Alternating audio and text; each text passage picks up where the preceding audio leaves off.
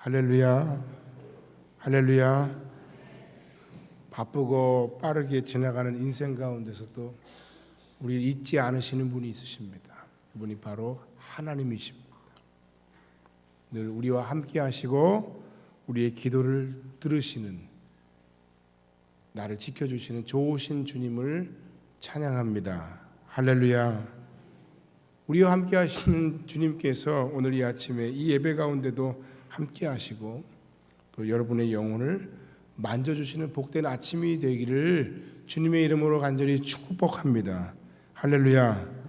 지난 한 주간 여러분 얼마나 바쁘고 그리고 분주한 삶을 사셨습니까? 저도 지난 한 주간 정말 미치도록 바쁜 한 주간을 보냈습니다. 한 주간이 그냥 가버렸습니다. 도저히 뺄 수 없는 일들, 그냥 딱 그것만 한 것 같은데 그냥 한 주간이 갔어요. 그러다 보니까 정말 중요한 일들, 병원 예약도 펑크 내고 말았는데 이미 요일별로 꽉 짜여진 일정 가운데 1년에 한 번 있는 노회 행사가 끼어 있으니까 그렇게 되고 말았습니다. 사실 따지고 보면 저는 직장에 매여 있는 여러분들보다 조금 더 시간을 활용하는 면에서 자유가 있다고 생각을 했습니다. 그런데 일을 하면서 계속 하던 일은 그대로 있고 새로운 일들이 자꾸 늘어나니까 도대체가 시간이 나질 않습니다. 제가 이러니까 여러분 오죽하겠습니까? 선배 목사님들이 저를 위해서 이런 조언을 아끼지 않습니다. 그래서 더 중요한 것을 위해서 덜 중요한 것은 좀 과감히 정리하세요, 이런 얘기도 합니다. 또 잘할 수 있는 것을 더 잘하기 위해서 누구나 할 수 있는 평범한 일들은 이제 좀 과감하게 내려놓으세요. 파레토의 법칙인가요? 맞는 얘기고 참 좋은 얘기임에 분명한데, 그러나 실상 저의 목회 환경에서 제가 도대체 뭘 줄여야 할지 저는 아직 잘 모르겠습니다. 아직은 무엇인가를 줄일 수 있을 만큼의 여유나 상황이 없다는 생각입니다. 그럼에도 불구하고 이런 때일수록 정말 우리는 중요한 삶의 본질, 그 본질이 무엇인지, 정말 중요하게 내가 생각해야 할 삶의 우선순위가 무엇인지를 다시 한번 점검하고 생각해 봐야 할 줄로 믿습니다. 오늘 저의 이 고민이 혹시 여러분의 고민은 아닌지요? 너무 바빠서 정말 내 인생에서 가장 중요한 것, 하나님 혹은 하나님께서 내 곁에 주신 가까운 하나님의 사람들, 그들을 가볍게 여기고 내가 나의 모든 인생에 하나님께서 주신 소중한 가치들을 놓아버리고 살아가고 있다면, 오늘 아침 이 말씀 가운데서 여러분 우리의 삶을 다시 한번 믿음 안에 되돌아보는 아침이 되기를 주의 이름으로 간절히 축원합니다. 물론 시간이 바쁘다고만 없다고만 해서 문제가 되는 건 아닙니다. 시간이 너무 남아돌아도 문제입니다. 시간이 너무 많이 남아서 이 시간을 내가 어떻게 활용해야 될지 모르겠다 하시는 분들도 분명히 있습니다. 그런데 참 희한하고 재미있는 것은 시간이 너무 없어서 문제가 있는 분이나 시간이 너무 많이 남아서 문제가 있는 분이나 문제 해결책은 같다는 것입니다. 혹은 그런가 하면 여러분들 중에 그동안에 여러분이 살아온 모든 인생과 삶을 되돌아볼 때 내 인생이 너무나도 후회스럽다, 내가 어떻게 이렇게 되었을까, 40 넘게 살아온 인생 도대체 어디에서 무엇인가가 잘못된 것일까, 그것을 고민하다가 밤마다 흔들거리는 그 화려한 불빛 아래서 방황하며 하루하루를 보내는 분들이 혹시 이 가운데 있으십니까? 이건 역시 같은 문제입니다. 오늘 우리는 하나님 주신 하나님의 말씀 앞에 서야 합니다.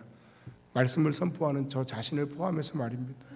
오늘 우리가 함께 읽은 베드로후서 3장 11절에는 이렇게 말씀하고 있습니다. 한번 따라합시다. 너희가 어떠한 사람이 되어야 마땅하냐 라고 말씀이 우리에게 질문을 던지시고 있습니다. 바쁘고 분주하여 정말 중요한 인생의 가치를 놓치고 살고 있거나 혹은 너무 시간이 많이 남음에도 불구하고 시간을 허비하고 살고 있거나 혹은 방황한 우리에게 말씀은 이렇게 질문합니다. 너희가 어떤 사람이 되어야 마땅하겠느냐? 이 말씀 앞에 저는 여러분과 말씀의 은혜를 나누며 도전하기를 원합니다. 첫 번째, 영원히 아름다운 인생을 꿈꾸는 여러분들이 되시기를 주의 이름으로 간절히 축원합니다. 할렐루야. 이미 지난주에도 말씀드렸습니다만 복음서에서는 예수님께서 영혼과 마음, 심령 이런 것들을 같은 의미로 혼용하여 사용하셨음을 말씀드렸습니다. 여러분, 우리가 우리의 삶이 바쁘고 고달픈 이유가 어디에 있습니까? 이유가 여러 가지 있겠습니다만 목사가 보기에는 여러분 우리들의 삶이 너무 물질적인 것, 너무 육신적인 것, 너무 보이는 부분에만 신경을 쓰는 경향이 있다는 생각이 듭니다. 우리에게 주어진 시간은 너무 제한되어 있어요. 내가 할 수 있는 일은 너무 제한되어 있어요. 그런데 그 한계가 있는 우리의 인생과 삶의 시간과 환경 속에서 여러분 우리가 사람들에게 보이는 부분에만 마구 미치도록 그야말로 그것을 꾸꾸미고 가꾸고 열심을 내다보면 당연히 우리가 지지난주에 제가 배를 건조한 배 건조 이야기도 했습니다만 당연히 우리의 물밑 이야기, 우리의 삶의 어떤 영혼에 관한 부분들은 약화될 수밖에 없다는 겁니다. 정말 우리가 잘 살아보겠다고 다른 사람보다 조금 더 나은 삶을 살겠다고 우리가 최선을 다해서 수고하고 땀 흘리고 노력하는데 그런데 어떻게 된 영문인지 조금 더 솔직하게 우리 자신을 돌아보고 생각해 보면 나의 사회적 지위가 올라가면 올라갈수록 내 물질이 조금 더 풍요로워지면 풍요로워질수록 사람들이 나를 인정하면 인정할수록 가진 것이 많아지면 많아질수록 우리의 근심, 우리의 걱정, 우리의 염려 또한 더 커진다는 사실입니다. 어떻게 해야 되겠습니까? 제가 여러분들에게 드리고 싶은 말씀은 그야말로 하나님이 우리에게 허락하시는 아름다운 영혼을 누리는 축복 가운데 그 축복만큼 여러분의 육신의 복도, 여러분의 잘되고 형통하는 복도 딱 그만큼만 부어지고 그만큼만 주어진다면 그 인생이 그야말로 행복하고 복된 인생이 아니겠는가 생각합니다. 왜냐하면 내 인생이 나의 영혼의 축복, 나의 영혼의 성장과는 별거로 육신 별개로 육신적으로만 자꾸 성장하고 육신적으로만 자꾸 부해지고 육신적으로만 자꾸 많아지니까 그것에 못 따라오는 거예요.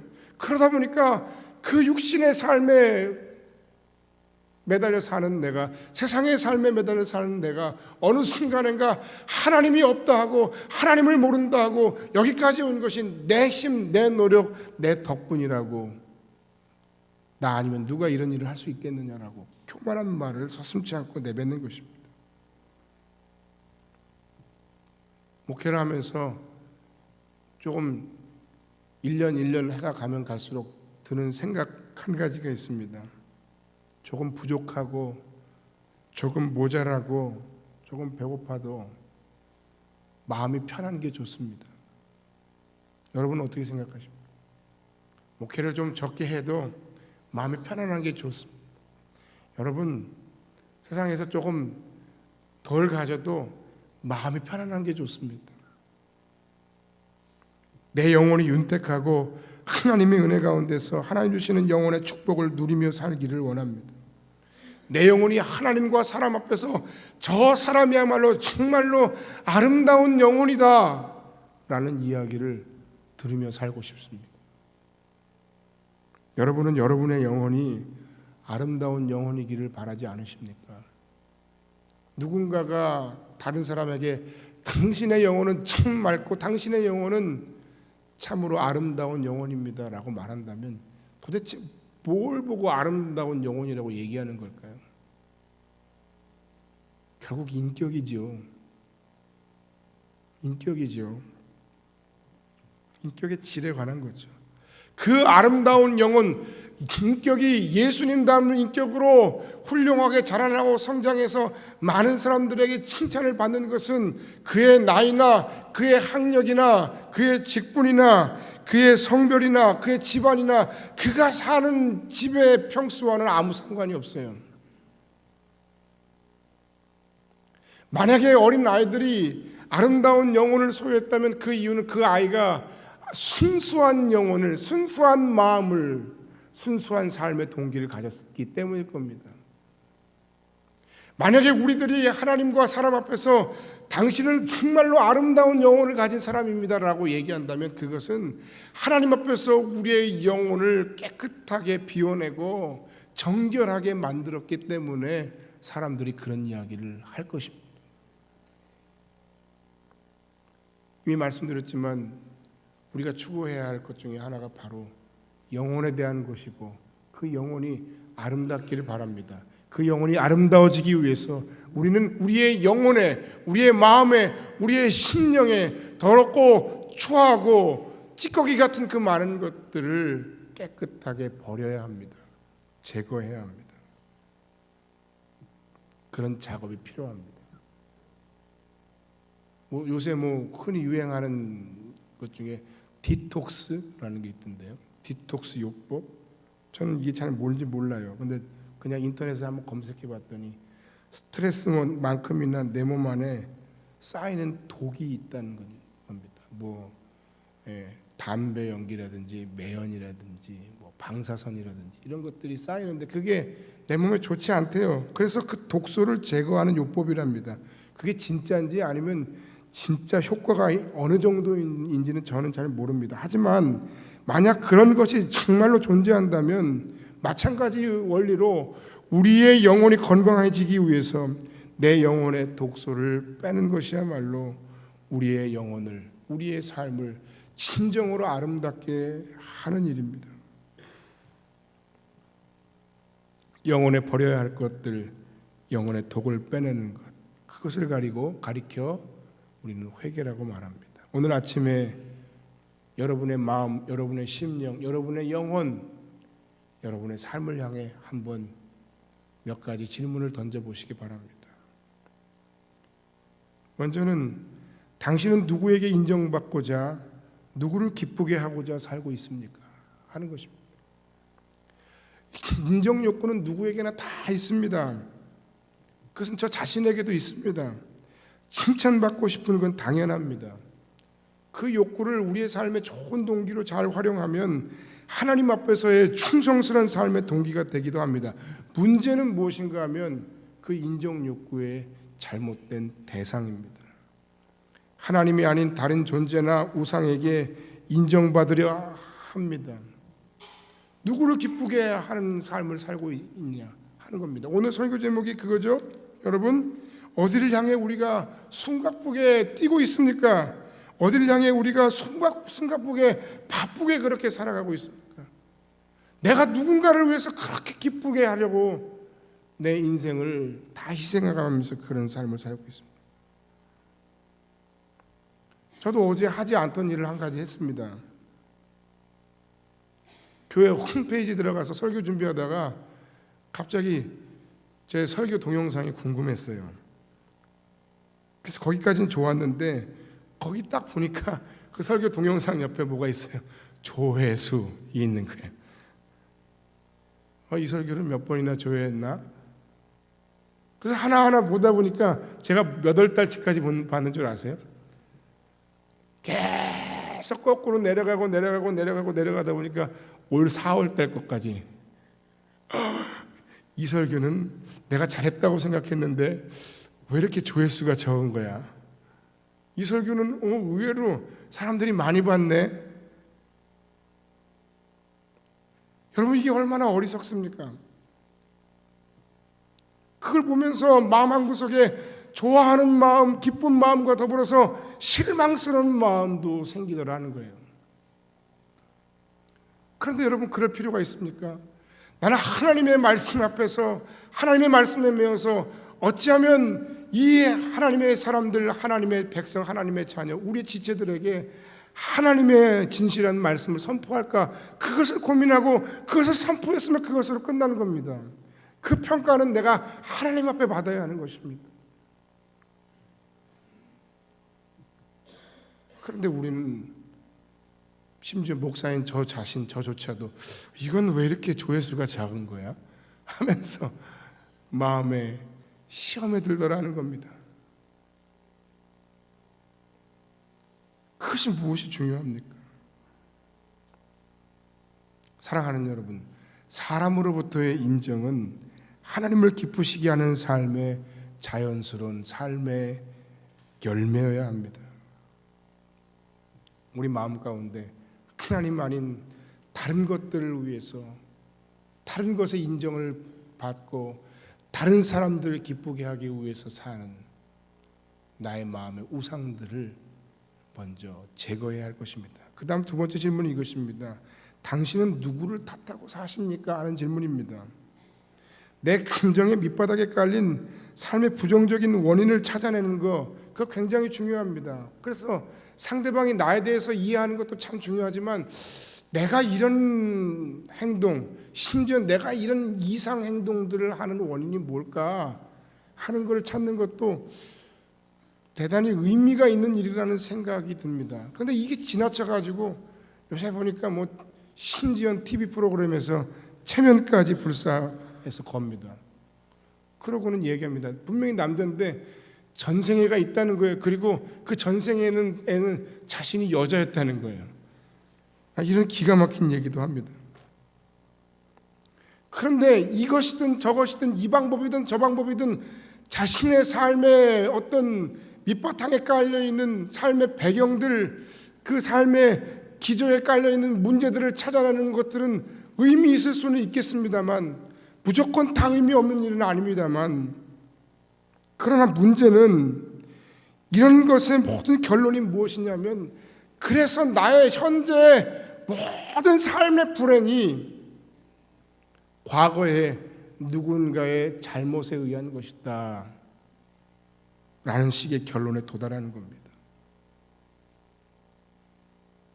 우리가 그리스도인으로서 이런 모든 것을 극복해야 하지 않겠습니까? 과거 아버지 때문에 아버지의 인정을 받지 못한 내가 그래서 자신감이 없다. 어머니의 사랑을 받지 못한 내가 그래서 누군가의 사랑을 그토록 갈망해야 한다. 뭐 이런 식의 얘기. 남편 때문에, 아내 때문에, 자녀 때문에 내가 조금 더 잘 살 수 있는데 현재 나의 삶의 모습이 요 모양 요 꼴이다. 난 집에 들어가기도 싫다. 뭐 이런 얘기. 우리 마음 가운데 나의 삶의 어떤 현재 문제들의 책임을 자꾸 누군가에게 떠넘기려고 하는 그런 일, 누군가를 자꾸 희생양을 만들려고 하는 그런 일들을 우리가 하고 있습니다. 누군가를 자꾸 바보 만들어서 내가 높아지려고 하는 그런 일들을 우리가 하고 있습니다. 어떤 문제가 생겼을 때 어느 선까지 누가 책임질 것이냐 해서 그 사람을 제물로 삼아서 나는 살아나려고 하는 그런 마음의 욕구들이 있습니다.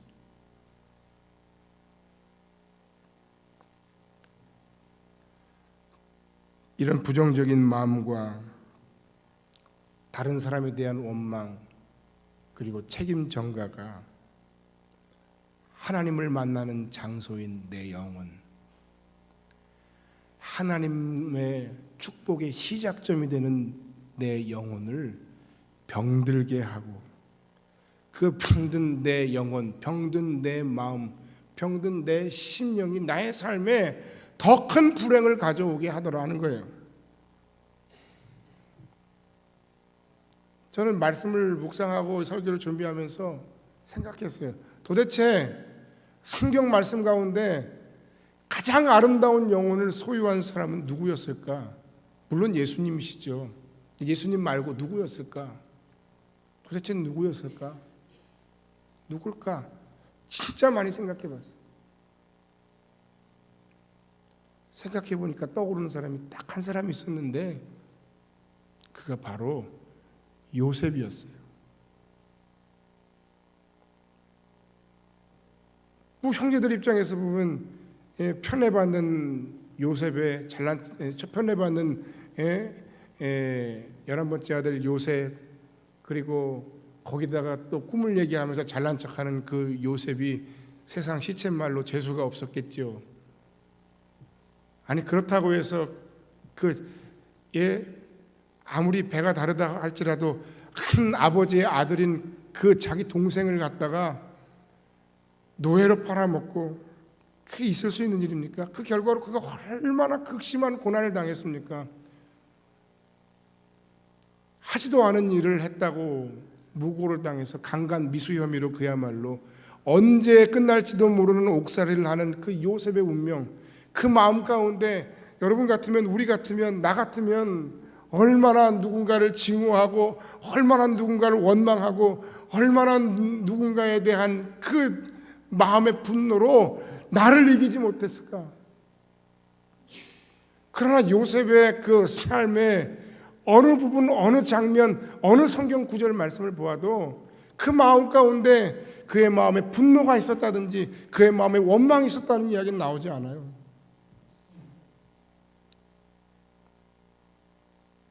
오히려 하나님의 은혜가 그와 함께 하시는데, 창세기 45장 5절로 8절 말씀해 보니까 참 놀라운 장면이 나와요. 이 입장이 바뀌어서 형제들이 요셉 앞에 지금 있어요. 처음에는 요셉이 그 앞에 있는 애굽의 총리가 자신의 동생인지도 몰랐어요. 그 자신의 동생인지도 모르는 그 형들 앞에서 나중에 그를 알아본 그 형제들 앞에, 두려웠던 형제들 앞에 그가 하고 있는 이야기가 무엇입니까? 45장 5절에 보면 당신들이 나를 이곳에 팔았다고 해서 근심하지 마소서, 한탄하지 마소서. 하나님이 생명을 구원하시려고 나를 당신들보다 먼저 보내셨나이다. 8절 말씀에 그런즉 나를 이리로 보낸 이는 당신들이 아니요 하나님이시라. 그리고는 그의 형제들, 그의 형제의 가족들, 그 모두를 자신이 책임지겠노라고 이야기하고 말하고 축복하고 있습니다. 사랑하는 여러분, 예수님도 마찬가지죠. 십자가상에서 아버지여 저들의 죄를 저들에게 돌리지 마옵소서. 저들은 저들이 하는 것을 알지 못합니다. 우리가 다 아는데 안 돼요. 용서 가장 어렵고 힘든 일이에요. 그러나 내가 누군가를 탓하고 누군가를 원망하고 누군가를 미워하는 나의 그러한 영혼의 모습으로는 내 영혼이 정말 아름다워질 수 없어요. 아름답지 못한 내 영혼 속에 하나님이 내 육신의 축복에 맞는 그런 내 영혼의 풍성한 부요하심을 허락하지 않으신다는 사실이에요. 한 가지만 더 질문해 보세요. 내 안에 드러나지 않은 숨은 죄는 무엇입니까? 사람들은 몰라요. 오직 나 자신만 알아요. 그리고 하나님만 아세요. 이런 것들을 가진 채 우리의 영혼은 아름다울 수도 평안할 수도 없습니다. 상한 심령을 기뻐하시는 하나님이라고 그랬습니다. 그 상한 심령이라는 것은 하나님 앞에 자신의 죄를 고백하는 열린 마음을 뜻합니다. 찌꺼기를 씻어내고 새로운 출발선에 서는 여러분들이 되시길 주의 이름으로 간절히 축원합니다. 가장 아름다운 영혼을 소유하고 아름다운 삶을 살아갈 새로운 출발선에 서는 여러분들, 그런 여러분의 인생을 하나님이 축복하십니다. 두 번째, 한 가지만 더 얘기합니다. 어떠한 사람이 되어야 마땅하냐 하신 말씀의 질문 앞에 두 번째, 우리는 삶의 목적이 분명한 인생이 되어야 합니다. 한마디로 말해서 사명을 따라 사는 인생이 되어야 한다는 거예요. 여러분, 믿지 않은 세상의 사람들도, 기업을 하는 사람들, 그 기업에 속해 있는 사람들도 소위 얘기하는 핵심 가치를 얘기해요. 그것이 그 기업이 나아갈 방향이고, 그 기업이 일하는 일의 목적이고, 그것을 위해서 우리가 어떻게 헌신해야 되는지에 대해서 이야기해요. 그런데 우리는 뭐죠? 하나님의 사람으로 이 땅에 보냄받은 하나님의 백성으로 우리 역시 보내심을 받은 자로서 사명을 받았다는 거예요. 사명이 없는 인생은 없어요. 그런데 문제는 그런 분명한 우리의 삶의 목적을 우리가 모르고 산다는 겁니다. 우리의 영혼이 방향 감각을 잃어버리고 말았다는 겁니다.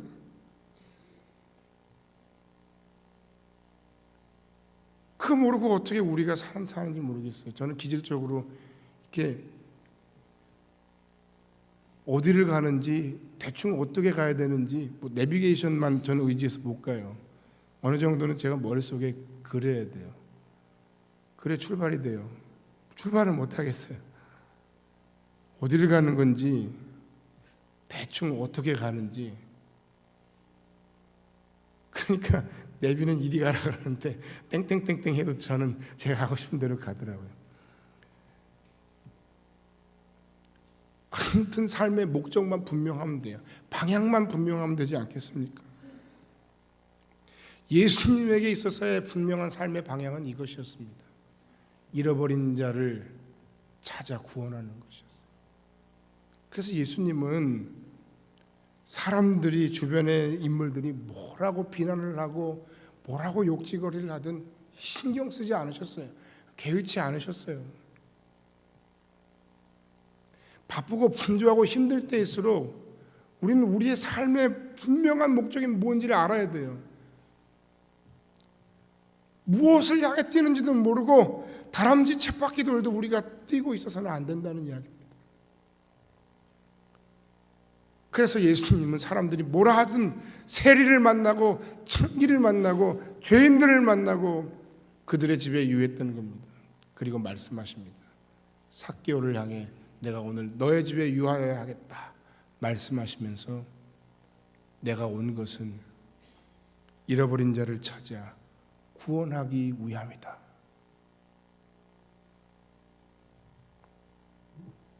겟세마네 동산의 기도도 마찬가지죠. 같은 맥락에서 아버지여, 할 수만 있거든 이 잔을 내게서 지나가게 하옵소서. 그러나 나의 원대로 마옵시고 아버지의 뜻대로 되기를 원합니다. 거기서 이 잔이 뭐죠? 자기 백성을 구원하는 십자가죠. 사명이에요. 아버지 뜻은 뭐죠? 그 사명의 십자가 지는 거죠. 요한복음 3장 16절 우리가 잘 아는 말씀, 하나님이 세상을 이처럼 사랑하사 독생자를 주셨으니 이는 저를 믿는 자마다 멸망치 않고 영생을 얻게 하려 하십니다.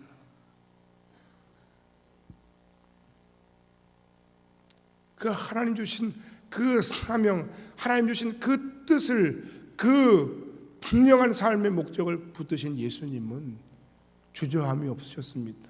거침이 없으셨습니다. 진정한 사명은 우리로 하여금 바쁘고 분주하고 힘든 날에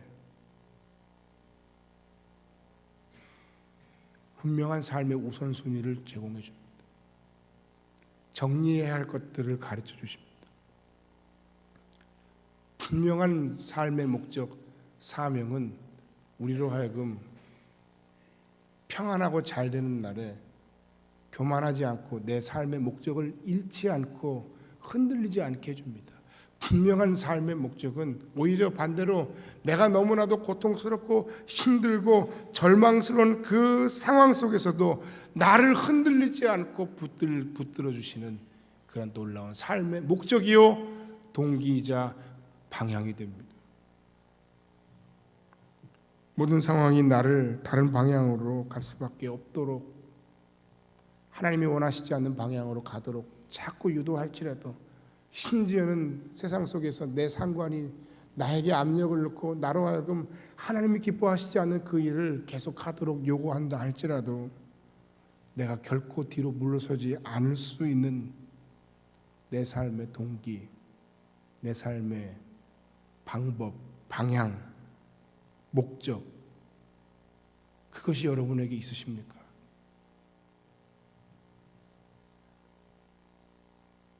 사람마다 다 독특한 사명이 있겠습니다만 이 땅에 보내신 하나님의 사람들의 공통의 사명이 크게 세 가지가 있습니다. 하나는 하나님의 영광과 그분의 성품을 드러내는 삶입니다. 두 번째는 우리의 삶에 구원과 승리를 주시는 주님의 능력을 선포하는 삶입니다. 예수 안에 능력이 있습니다. 세 번째는 내가 살고 있는 이 시대와 주변 사람들에 대한 섬김의 마음입니다. 내가 잘났다고 나 혼자 잘 산다고 편안하다고 그냥 나만 그렇게 잘 먹고 잘 사는 게 하나님 기뻐하시는 뜻이 아니에요. 책임감을 가져야 합니다.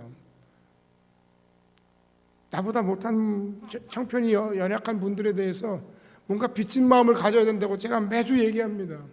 그것이 우리 교회가 나아가고 우리 교회가 생각하는 선교적 교회의 모습이고 방향이기도 합니다. 딱 한 가지 얘기만 더 하고 말씀을 마칩니다. 뉴욕주의 어느 버스 기사들의 이야기입니다. 어떤 목사님들이 그 버스 기사들과 만났어요.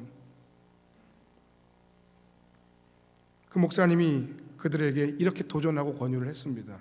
예수 그리스도의 이름으로 지금부터 내가 근무하는 이 8시간 동안 이곳은 주님의 성소로 선포한다. 또한 이 성소에 들어오는 모든 사람은 그들이 알든 모르든 나를 통하여 그리스도의 사랑을 경험하게 될 것을 선포한다. 그렇게 한번 해보세요. 처음엔 기사들이 그게 뭐지요? 알겠습니다. 못할 것도 없지요. 그리고 그 순종의 결과 그들의 삶에 놀라운 변화의 역사들이 나타났습니다. 목사님이 그들을 만날 때마다 묻습니다. 당신은 오늘 버스를 운전하십니까? 아니면 성소를 운전하십니까? 예, 주님이 거하시는 주님의 성소를 운전합니다. 그 버스 안에 불평하고 욕하는 승객들도 만납니다. 그런데 어찌된 영문인지 그들의 버스를 주님의 성소로 선포하고 그 성소에 들어오고 나가는 사람들을 축복하고자 하는 마음이 드니까 자신의 모든 그 서비스에 불만을 갖고 욕을 하고 말도 안 되는 요구를 하는 그들에 대해서 오히려 그들이 이렇게 얘기합니다. 불평하고 원망하고 나아가는 그들을 향해 이렇게 인사하는 겁니다.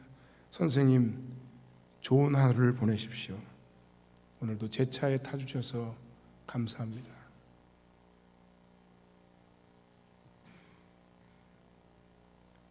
놀라운 사실은 그 광경을 보던 그 버스에 탄 다른 사람들이 감동을 받더라는 거예요. 본인 자신은 말할 것도 없습니다. 여러분이 살고 있는 여러분의 인생의 모든 환경들, 여러분의 가정이 예수 그리스도로 말미암아 주님의 성소로 만들어지길 주의 이름으로 간절히 축원합니다. 여러분의 삶의 사업의 현장이, 여러분의 회사가 주님의 성소로 탈바꿈되어지기를 주의 이름으로 간절히 축원합니다. 우리가 섬기는 나의 모든 삶의 현장이 주님의 성소로 바뀌어지고 그곳에서 내가 하나님의 사명을 받은 자로 하나님의 영광을 드러내고 주님의 구원을 능력 있게 선포하고 그들을 진정한 마음으로 섬기려고 하는 마음 가지고 살아가며 그들을 축복하며 살 때 그 여러분의 삶의 모든 처소와 현장이 주님의 성소로 탈바꿈되어지고 선포되어지고 변화되어질 때 여러분의 인생 역시 하나님이 기뻐하시는 아름다운 축복의 터전, 축복의 장소, 축복의 인생이 될 줄로 믿습니다. 할렐루야. 아유, 내가 이게 근무하는 이 근무 환경이 이게 뭐야? 어두침침하고 그러지 마세요. 여러분 안에 주님이 계시지 않습니까? 여러분이 주님과 함께 거하시지 않습니까? 그리스도의 성령이 여러분과 더불어 일하고 계시지 않습니까? 그분의 은혜, 그분의 능력을 힘입어 여러분이 있는 모든 삶의 환경과 터전들, 어두운 부분들을 축복하며 밝히는 그리스도 예수의 사람들이 다 되시기를 주님의 이름으로 간절히 축원합니다. 결론의 말씀을 드리고 말씀을 마칩니다. 우리에게 주어진 인생이 무한대로 많이 주어진 것이 아니라고 성경 베드로후서 3장은 우리에게 말하고 있습니다. 이 모든 것이 이렇게 풀어지니 너희가 어떠한 사람이 되어야 마땅하냐? 거룩한 행실과 경건함으로 하나님의 날이 임하기를 바라보고 간절히 사모하라. 14절에 그러므로 사랑하는 자들아 너희가 이것을 바라보나니 주 앞에서 점도 없고 흠도 없이 평강 가운데서 나타나기를 힘쓰라. 어디를 향해 숨가쁘게 뛰고 계십니까? 바쁠수록 주의 말씀대로 우리의 영혼을 돌아보고 씻어내고 우리의 영혼이 아름다운 영혼이 되도록 추구하고 꿈꾸십시오. 우리의 삶의 목적, 우리의 사명을 새롭게 함으로 하나님 앞에 영혼의 풍성한 복, 그 풍성한 영혼의 복에 걸맞는 균형 잡힌 육신의 큰 복까지도 받는 여러분들의 인생이 되시기를 주님의 이름으로 간절히 축원합니다. 기도하겠습니다.